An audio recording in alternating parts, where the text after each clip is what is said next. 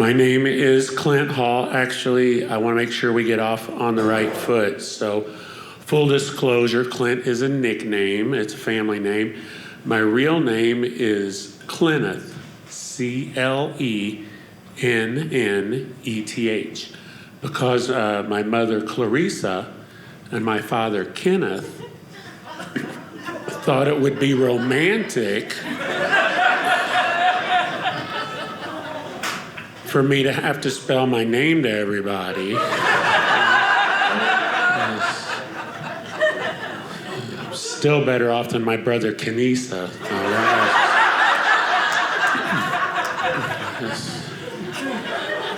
I do enjoy performing stand-up, but as it is right now, I do still have a day job as well. I am a case manager with the state of Indiana Food Stamp and Medicaid office. What, Clint? You work in an office? We didn't see that coming. We thought you worked out of doors. With your hands. But I couldn't really help it, though. The whole time I was growing up, my mom did then the same job that I do now. And while everybody else was getting Legos and Tonka trucks, she'd be bringing home discontinued government forms for me to play with.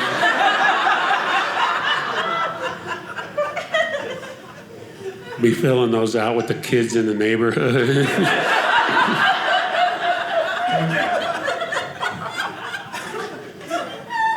Is there any reason you're not working at this time?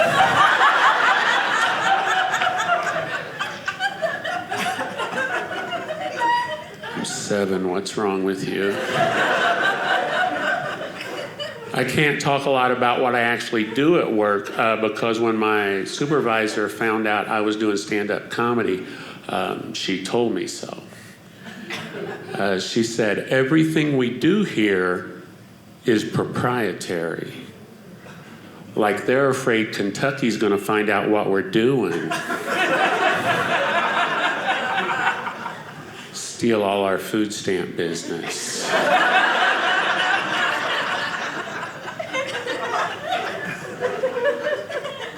work in a small office. There's 8 of us in the office, and I am required to wear my photo ID at all times.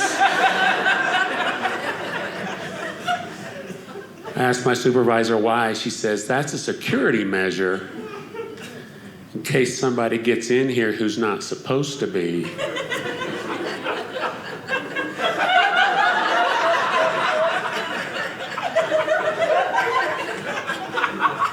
You'll know. There's 8 of us.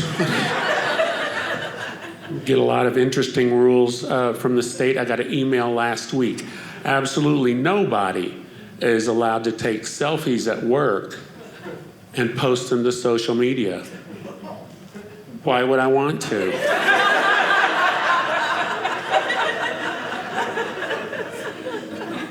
All my Facebook friends think I'm an independent filmmaker and a professional yacht racer.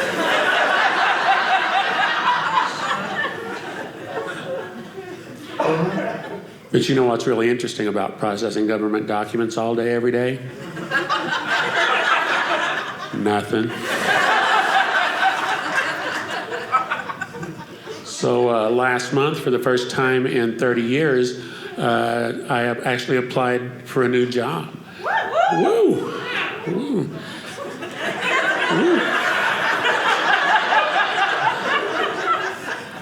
And that process has changed. I went into the interview and they're like, so is your resume on PDF or is it on Word? And I was like, paper? It's on paper. That's Times New Roman.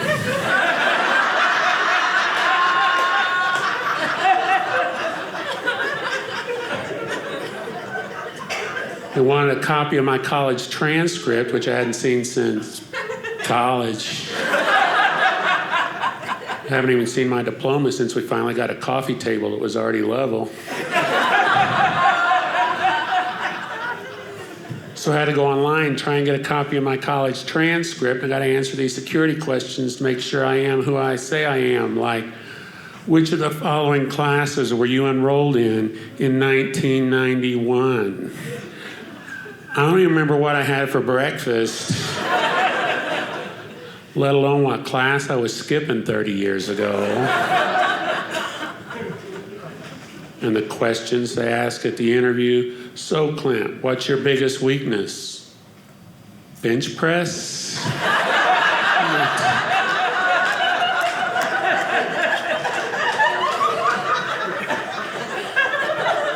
I'm not so good at bench press. Now, the new job application was not the first time I had tried to find something else to do. As for a period of time, I was also a professional wrestler. I'm not to the joke part yet. But thanks for that confidence boost. Appreciate that. That was a real, true, poor life decision that I made all on my own. People have difficulty believing that for a number of reasons. One of the reasons is that a lot of people think pro wrestling is like WWE or nothing, you know. But like any other form of entertainment, there are different levels. All the way from the guys in the WWE that wrestle at Madison Square Garden, all the way down to the guys like me that wrestled in the barn behind Tom's Lawn and Garden. And I tried to look the part, you know. I had the long hair and the spandex tights, and I cut the hair, but I still have the tights because sometimes I just want to feel pretty. My biggest problem, though, trying to break into pro wrestling was I didn't give a good interview. I didn't cut a good promo. You know, my opponent would be screaming and yelling for 5 minutes how they're going to tear me apart. They'd throw it over to me, and I'd just correct his grammar.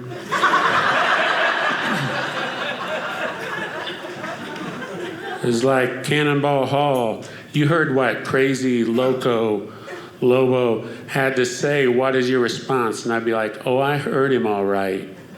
And I would have to say his subject-verb agreement was questionable at best.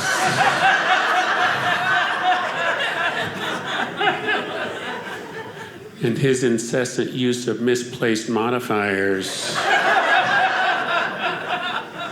served to render his verbal threats all but unintelligible.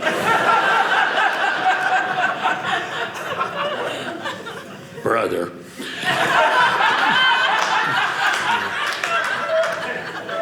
Of course, everybody looks at me and they hear professional wrestler, they all jump to that same conclusion: steroids. I'm here to tell you this is 100% pure natural.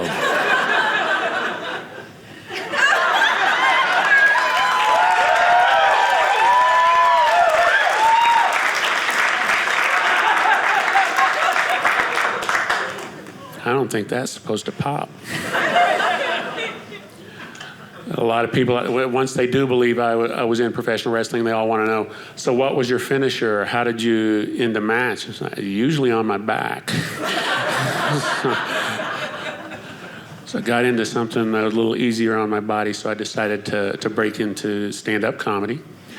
This is probably a good point in the evening to let you know that I am actually a non-profit stand-up comedian. Not on purpose. It's just kind of how things are working out. And you know, when you try to get into stand-up comedy, folks are very happy to give you feedback, whether you want it or not. I had a guy come up to me recently and he's like, hey man, I really like that character, that nerdy character. I said, what character are you talking about? People love to give you advice. Like people say to me, Clint, you're married. Why when you're on stage don't you do more wife jokes. Because I love her and I don't want to be up there next time telling ex-wife jokes. The best piece of advice I've gotten since I got into stand-up comedy is that the most successful comedians, when they're on stage, are just themselves with the volume turned way up. So this is me. The volume turned way up.